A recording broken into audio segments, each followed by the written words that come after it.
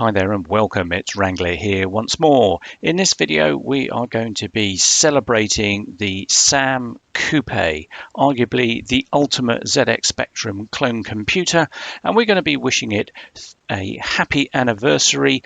The Sam Coupé reaches 35 years old at the time of releasing this video because it was initially released to the market in the fourth quarter of 1989. Happy birthday to you, Sam Coupé. And the Sam was produced by MGT, or Miles Gordon Technology, Alan Miles and Bruce Gordon, both being former Sinclair Research employees who'd worked on the ZX Spectrum but left Sinclair at the time that Amstrad took over and set up MGT. That company produced various Spectrum peripherals, but the pride and joy of that organization was the Sam Coupé. Unfortunately, it also proved to be their downfall, and I'll explain why in a moment.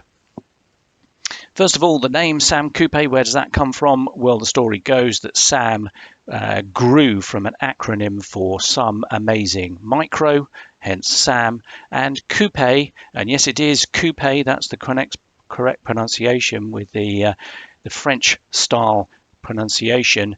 Coupé because from the side this computer looks a little bit like one of those fastback cars, the Coupé range.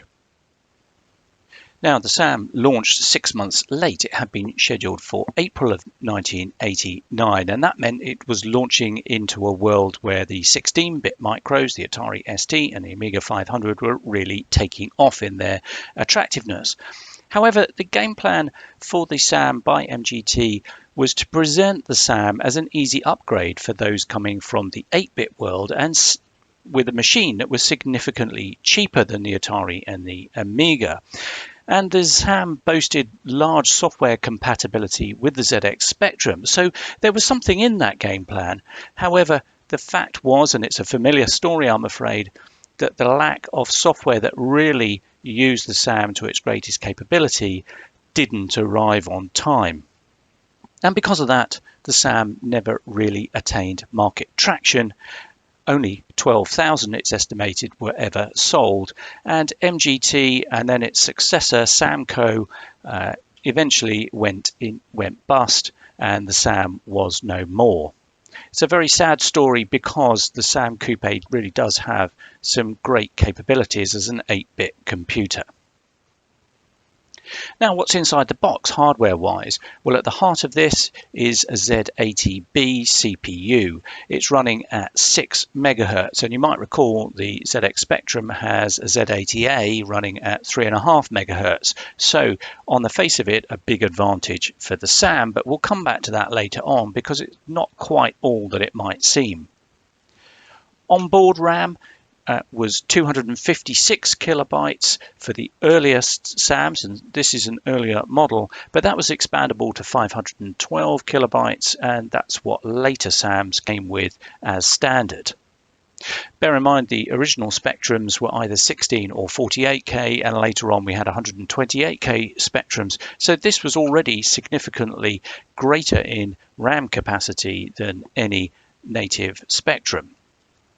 And as we'll see later on, there's quite significant expansion capabilities out the back of the SAM, and through that you could add on up to 4 megabytes of additional RAM, bringing the total to 4.5 megabytes, which by 8-bit standards is a fantastic amount of RAM. Of course, the Z80 processor line can't access all of that RAM at once. 64K is its address space, so all the RAM is broken up into 16K banks that are then selected as the ones that are active, if you like. At the front here, and it might be difficult to see the way the light is shining at the moment, there is a 3.5-inch floppy drive. Yes, 3.5-inch, not those 3-inch things that later Spectrums used. And in fact, one can be installed on either side of the SAM underneath the unit, so you have 2 floppy drives. This particular machine's only got the one on the left-hand side. I can also attach a cassette player and thereby load Spectrum software or SAM software directly from tape. Also under the bonnet here we have 6-channel sound. Yes, more than an Amiga or an Atari ST has. 6-channel sound. And various graphics modes. So 4 of those via a custom ASIC providing the graphics functions. So the first mode mirrors a ZX Spectrum with its rather strange non-linear frame buffer, 256 by 192 pixels in 2 colors, black and white if you like, or paper and ink, but then with an 8 by 8 separate color attribute matrix that allows coloring of sections of that bitmap. So that's the standard Spectrum screen mode, but then the SAM has 3 of its own. So mode 2, same resolution, 256 by 192 in 2 colors, but the color attributes here are 8 by 1 pixels. And then some more conventional screen modes, you might call them. Mode 3 is 512 by 192 in 4 colors, and mode 4 is back to 256 by 192 in 16 colors. So quite a bit more graphic capability than any Spectrum ever had. However, and here we get to the drawbacks of the hardware design. The first thing is that the CPU competes with the graphics hardware in accessing internal RAM, because the video chip needs to build the video image. It needs access to all the internal RAM, but that means this CPU takes second priority and can't access internal RAM on every cycle that it wishes to. That's not an issue with external RAM, but that really was quite rare to add to a SAM given 512K on board.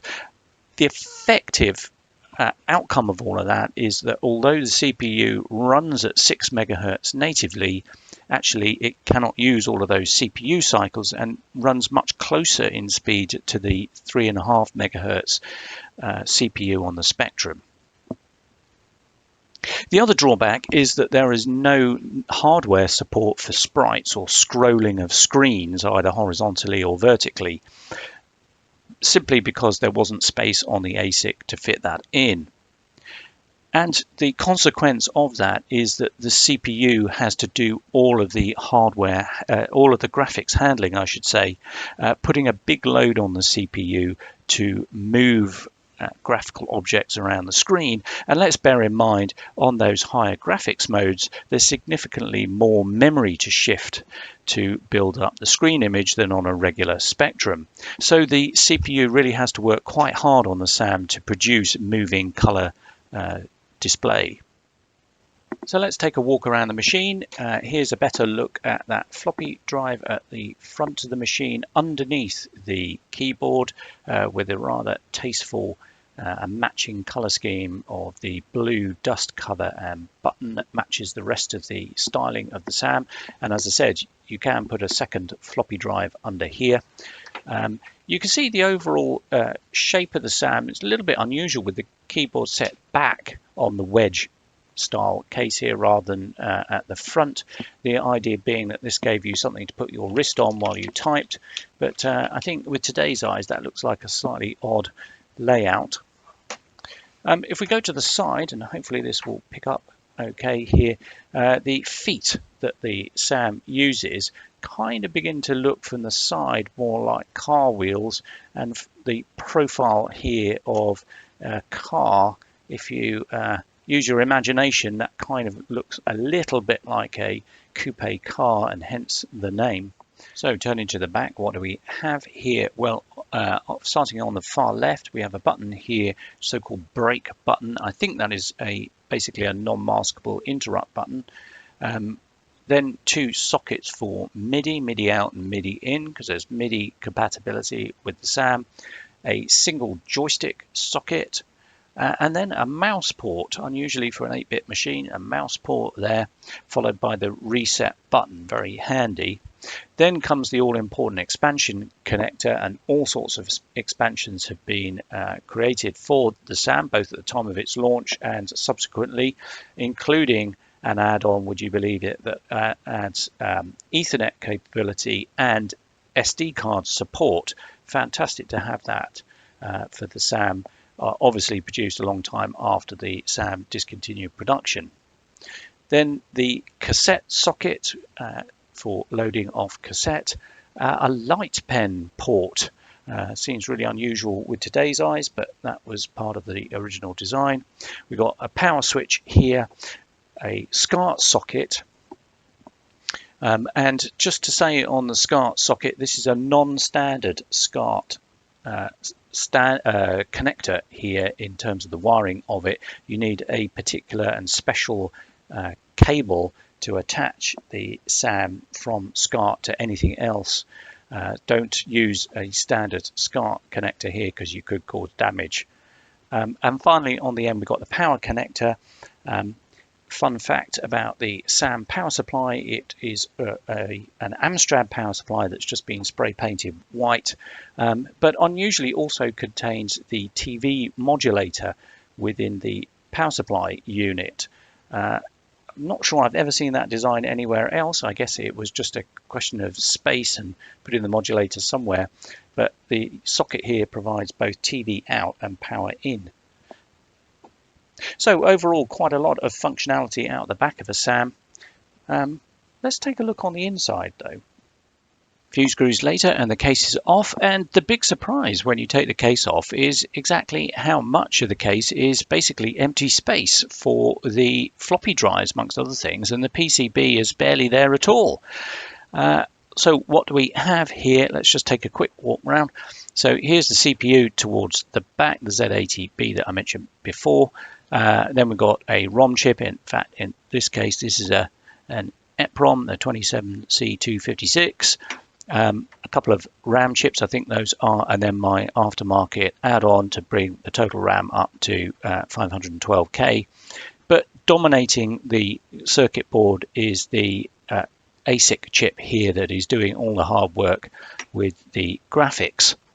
So really not a lot to the board in the round at all. Unlike, for example, the Spectrum PCB, which is rammed with components. Just while we're here, perhaps it is worth a mention of the floppy drive, which comes in this sort of pod form.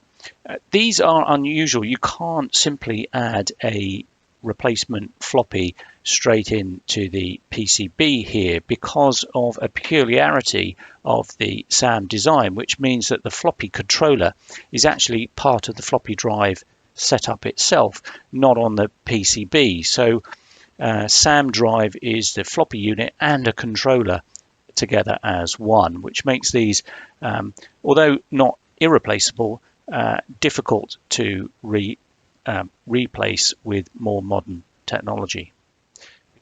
As I said at the start, this video is about particularly celebrating the Sam's 35th birthday. But I think the other thing we should celebrate in this video is the work of one particular person, and that's Colin Piggott through his company Quasar, who, amongst other things, produces the Sam Revival magazine on a regular basis, talking about all things Sam. Also through Quasar, Colin produces a lot of different hardware add-ons for the SAM. There's not time to cover all of those in this video, but he really has done a huge amount to continue the lifespan of the SAM and make it relevant and usable in the 21st century. So shout out to Colin there. Thanks for your efforts on behalf of the Sam Coupé. So the SAM is put back together again. I've plugged in a SCART cable around the back here and the power lead, so I think we're ready to go. So let me just switch over so you can see what's coming out of the SAM, and on with the power.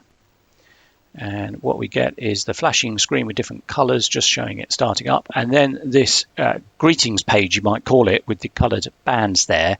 Now it's deliberate that the top bands there are a darker shade than the bottom bands. That's not a video error, that's what it's supposed to look like.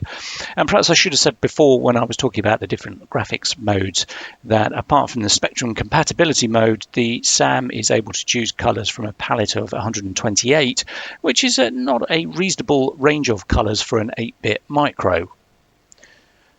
But back to this welcome page here, we've got the copyright notice at the bottom, which also tells me the amount of available RAM, which is really pretty helpful.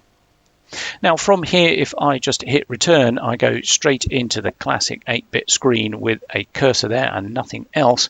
Now I'm not in an operating system here. As was usual for 8-bit micros, I'm into BASIC, and what I can do is just start typing in commands using the keyboard. And what you can see is there are no tokens here as I get on the spectrum. I'm just typing in the full name of the commands that I want to use. So a very simple program there that we can run, and wow, lo and behold, we get the text through from the computer. So nothing too surprising there. Perhaps what this isn't demonstrating very completely is the fact that the BASIC on the SAM is pretty comprehensive. Let's just change to a nicer color, and we could draw circles, for example, like that very easily. We can then start filling them in. So let's just give this a quick go. Bear with me while I type this in. And there we go. Pretty straightforwardly doing a flood fill. What we can also do directly from BASIC is copy a rectangular section of the bitmap and place it somewhere else, put it in somewhere else, grab and put in BASIC to do what I would call otherwise a blit in software from one area of the screen to another. We can also scroll the screen horizontally and vertically again in software. As I said before, there's no hardware that helps out the CPU here. It all has to be done in software, but nevertheless that's mapped straight through into the BASIC. And there are various other quite complex commands we can do in BASIC, making this really quite powerful for a machine of its time. We haven't really gone into the sound capabilities here, and those also are exposed into the BASIC. So we've got some simple commands that allow certain preset sounds. What else have we got? So preset sounds like that, but equally you've got full control over the sound if you wish. So hours of fun playing with that kind of thing in BASIC. But I guess what you really would like to know is, well, what happens once you start pushing the machine in machine code? So what I'm going to do is reset the machine now. So let's do that. And we're back at the start screen. I'm going to insert a floppy into the drive and hit the F9 key on the keyboard, which tells the SAM just to load whatever is on the disk as a boot startup. And there's the familiar and reassuring graunching sound from the floppy drive that tells me something's going on. And what I've loaded up here is a cover disc, as you can see from the SAM Revival magazine. It's got a couple of games on it. I'm going to show off the classic Manic Miner. So let's get that loading. So this is the conversion of the classic Spectrum game to the SAM.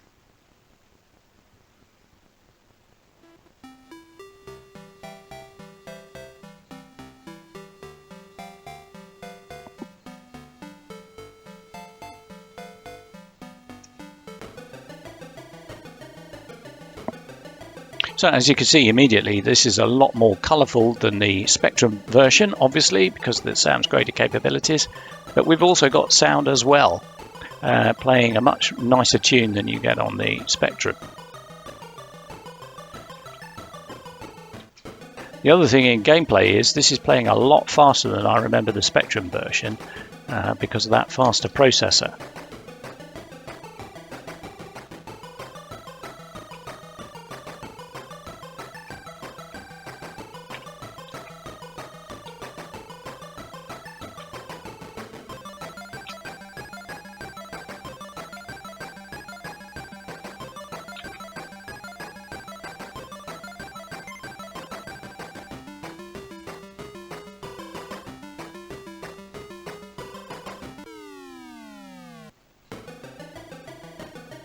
And of course, with the Spectrum version, we had the classic death scene with the Monty Python foot. Here that's been reduced to a laser beam. I feel something has been lost in that particular aspect of the conversion, but you can see a much more visually engaging and audibly engaging game than the original. However, I have to say that I still do have a nostalgia for the original version.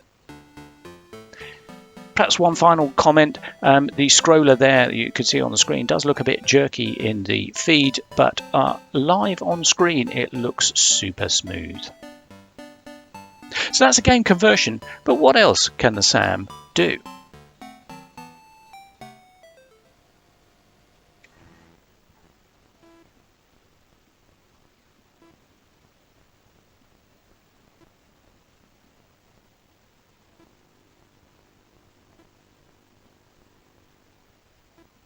Yeah, so even the SAM got a conversion of the Lemmings game.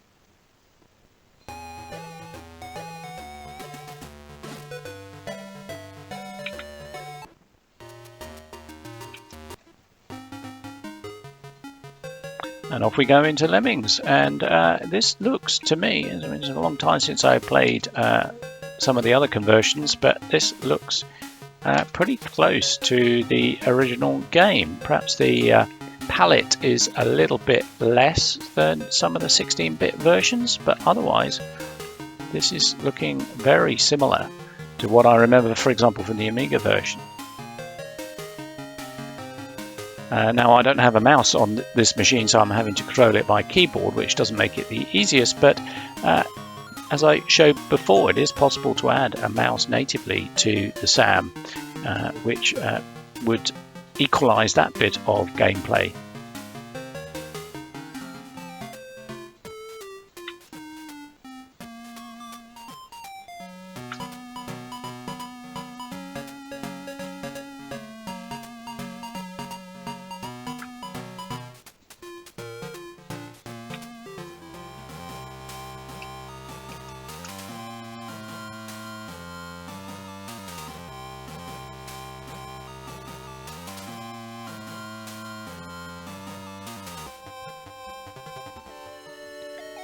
And so to Prince of Persia, a game that was converted to a great many computers at the time.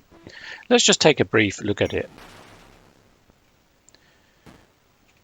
So here I'm playing the beautifully animated Prince, and I'm going to fail at this pretty quickly because I don't really know my way around. But basically I've got an hour to rescue the princess from the evil kidnapper,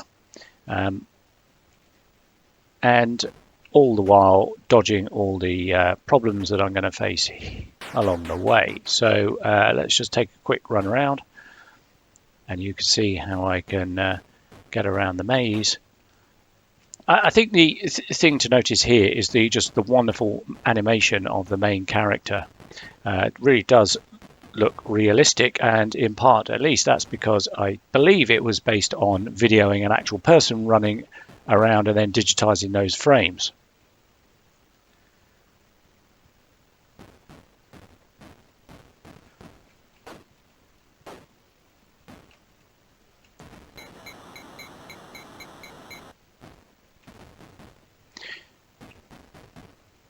Now I'm not going to get very far with this because I don't really know where I'm going or what I'm doing, but it does give you a sense of what the game's about, and this is a very creditable conversion to an 8-bit machine. Certainly stands up against some of the other conversions, and if you've got a SAM, this is definitely one of those games to play. Perhaps I should just say a word on compatibility of the SAM with the ZX Spectrum. You can see just how much bigger the SAM is instantly when I put the two together like this, and it also reminds me how much better the SAM keyboard is than the dead skin ZX Spectrum original rubber keymat. But putting the Spectrum to one side, what about the compatibility of the SAM with the Spectrum? Well, it's good but not perfect, I think is what I would say. As I said before, the processor in here is running at a different speed to the spectrum, but there is hardware compensation for that, so that when you run in mode 1 graphics mode, the CPU is deliberately slowed down a little bit to broadly compensate for the speed difference. Even then, we are running on different hardware, and therefore although most software will run very happily, things like copy protection tape loaders are going to rely on specific timings that perhaps the SAM will be unable to match. So the emulation, if you like, is not 100% perfect. But given this is an entirely different machine, I think it is pretty creditable that it can even get close to loading and using most Spectrum software. What I should say, though, is that the compatibility of the SAM is against the 48K original Spectrums, not the 128K later versions, because they have a different memory layout and a different sound chip. So the SAM is inherently different to those machines. It's not aiming at compatibility with the 128K Spectrums, but the original version. Now, maybe you'd always wish to own a Sam Coupé but can't find one at a reasonable price. Well, all is not lost. And equally, maybe you're already a Sam owner but want to try out what other hardware expansions there are without actually buying them.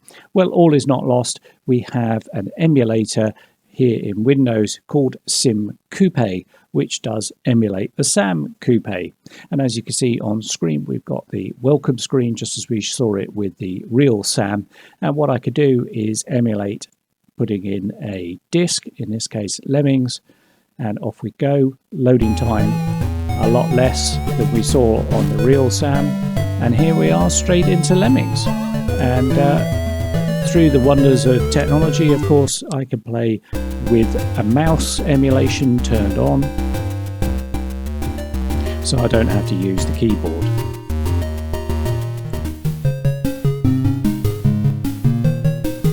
Well, no need to look at this any further. We know what Lemmings is like on the Sam.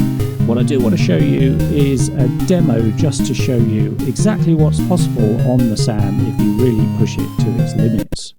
So let's reset that in emulation and now change the disk.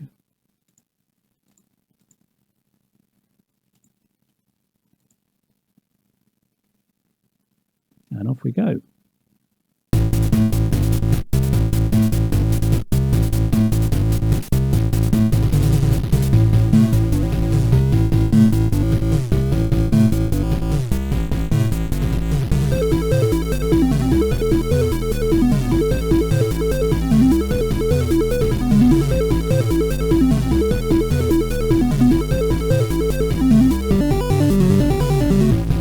In the second part here we have this Bob demo element along with a mega scroller there, plus the 6-channel sound player at the bottom showing us which channels are playing.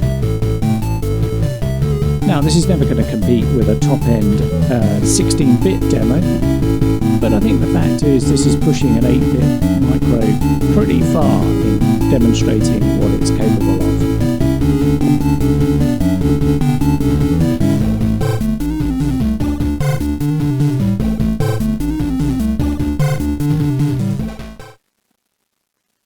So here's another demo just to demonstrate what's possible with the Sam's graphics. Obviously a take on the Amiga Juggler demo here, but for the Sam doing the juggling. And clearly it's just playing back previously calculated ray tracing bitmaps and shoving them on the screen in real time. Nevertheless, it does give you a sense of what the color capabilities of the Sam are and what the overall machine is capable of, given that it's the Z80 having to throw pixels about here to maintain the animation. So let me wrap up then by saying once again, happy birthday to the Sam Coupé on 35 years, a really interesting bit of retro computing history. Just a real shame it came slightly too late for the 8-bit era, because it really does have some interesting capabilities that does separate it apart from other 8-bit micros, and arguably, as I say, makes this the ultimate Spectrum compatible computer. But it wasn't really to be, as I say, was a marketing failure, but leaves us with a bit of nostalgia. That's it for now. Join me again next time.